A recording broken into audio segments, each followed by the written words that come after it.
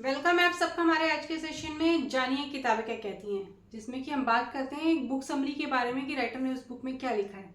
तो इसी सीरीज में जो हमारी आज की बुक होने वाली है वो है दिव्य प्रकाश दुबे जी की। ये बुक है इब्न बतूती। ये बुक है, इस बुक के बारे में आपने बहुत सुन भी रखा होगा, पहले देख भी रखा होगा। ये एक नॉवल है, हिंदी नॉवल है, और इसके जो पब्लिशर हैं ये है हिंद युगम जो है पब्लिशर हैं इसकी।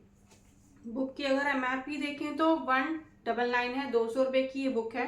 ऑनलाइन आपको इजीली ये मिल जाती है और डिस्काउंट पर भी मिल जाती है।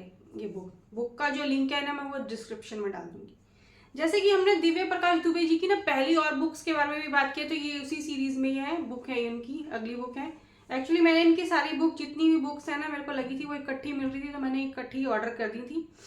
तो इसीलिए अब आज ये जो है इसकी समरी बन रही है। इसके बारे में देखते हैं कि राइटर ने इस बुक में कौन सी स्टोरी लिखी है। इस बुक में राइटर ने जैसे पहले स्टार्टिंग में लिखा है कि ये बुक अपनी उसमें जो इसमें करेक्टर है राघव है, उसकी माँ का नाम शालू अवस्थी है, उसके बारे में ये बुक बताती है कि जब आज से 20-25 साल पहले का जो टाइम था या 30 साल पहले का जो टाइम था, उस समय जो उसकी माँ की उम्र जब वो 20 साल की थी तो उसकी लाइफ कैसी थी। तो ये बुक हमें बहुत सारी बातों में जो है हमें हमारे उस 90s के टाइम में ले जाती है कि उस टाइम पे कॉलेज का माहौल कैसा था, और बीच बीच में ना ये हमें उस प्रेजेंट सिचुएशन में भी लाती है।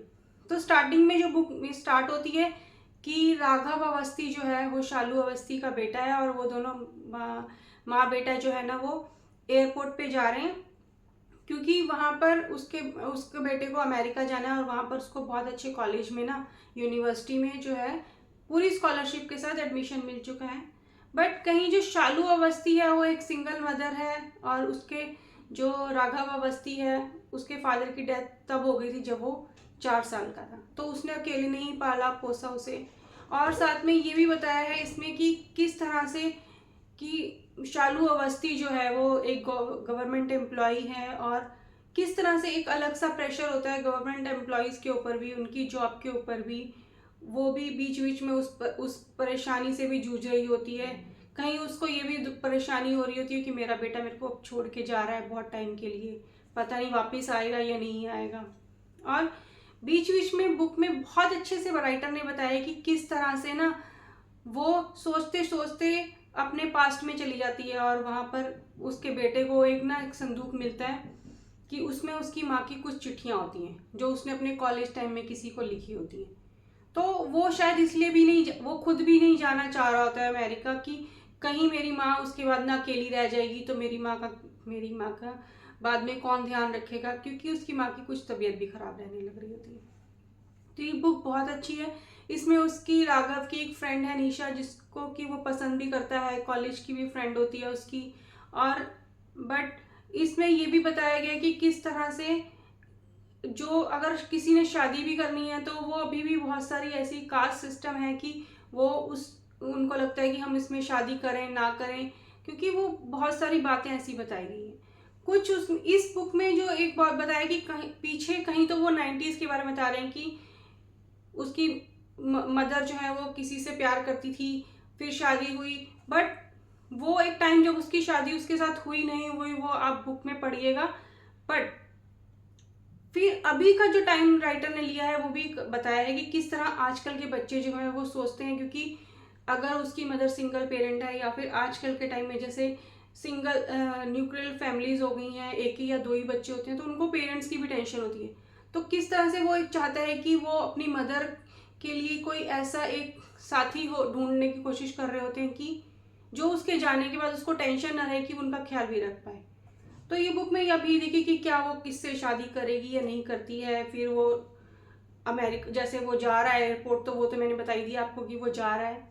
तो इस सिचुएशन में वो बहुत उन चिट्ठियों के हिसाब से, वो जो चिट्ठियाँ उसे मिलती हैं जो कभी पोस्ट नहीं की गई थी, और वो अपनी माँ के बारे में जानता है कि जब मेरी माँ 20 साल की थी, 21 साल की थी, तो वो जैसी अब है वो वैसी नहीं पैदा हुई थी, वो भी कभी जवान थी, तो उसके अंदर भी वो फीलिंग्स थी।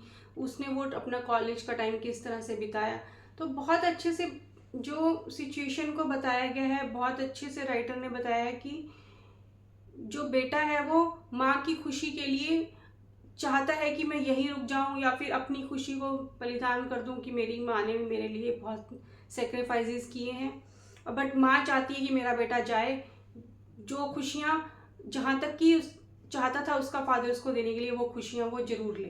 तो ये इवन बतूती जो नाम दिया गया है ना, राइटर ने दिया है कि ये राइटर ने कहा इसका कोई ऐसा मीनिंग नहीं है, आप अपने हिसाब से जो भी बंदा आपको अच्छा लगता है ना उसके लिए ये नाम दे सकते हैं।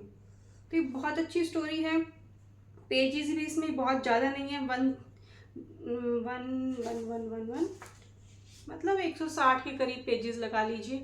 तो आप अगर लेकर बैठेंगे, तो मैंने ये बुक एक दिन में ख़त्म कर दी थी। तो मतलब आपको लगता है, आप जब ये बुक पढ़ रहे होते हैं ना कि अब ये क्या होगा, अब ये, क्योंकि ये तो पता है कि वो जाएगा, बट इस जद्दोजहद में ना वो स्टोरी ऐसी चल रही होती है कि जाएगा नहीं जाएगा, जाएगा तो कैसी सिचुएशन में जाएगा, तो जब पहुंचेगा तो क्या होगा, या उसके बाद की कोई स्टोरी है। तो बहुत बहुत अच्छी तरह से राइटर ने लिखी है।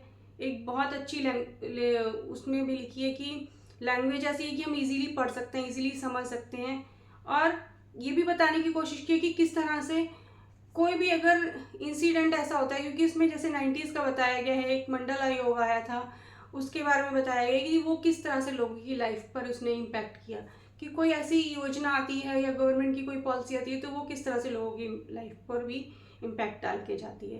तो एक कॉलेज लाइफ को बहुत अच्छे से बताया गया है, एक माँ और बेटे का रिलेशन बहुत अच्छे से बताया गया। तो डेफिनेटली आप ये बुक ले सकते हैं, पढ़ सकते हैं। इस बुक का जो लिंक है वो डिस्क्रिप्शन में डाल दूंगी।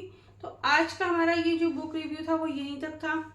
मिलते हैं नेक्स्ट टाइम किसी और बुक समरी के साथ, किसी और बुक हॉल के साथ, या फिर किसी और वीडियो के साथ। तब तक thank you for watching this video, enjoy today. और साथ में ये वीडियो जो है वो आप इसको लाइक भी कीजिएगा, शेयर भी कीजिएगा, सब्सक्राइब भी कीजिएगा चैनल को, और शेयर इसलिए भी कीजिएगा जो लोग बुक के बारे में जानना इंटरेस्ट रखते हैं, तो उनके लिए थोड़ी हेल्प हो पाएगी। तो thank you for watching this video.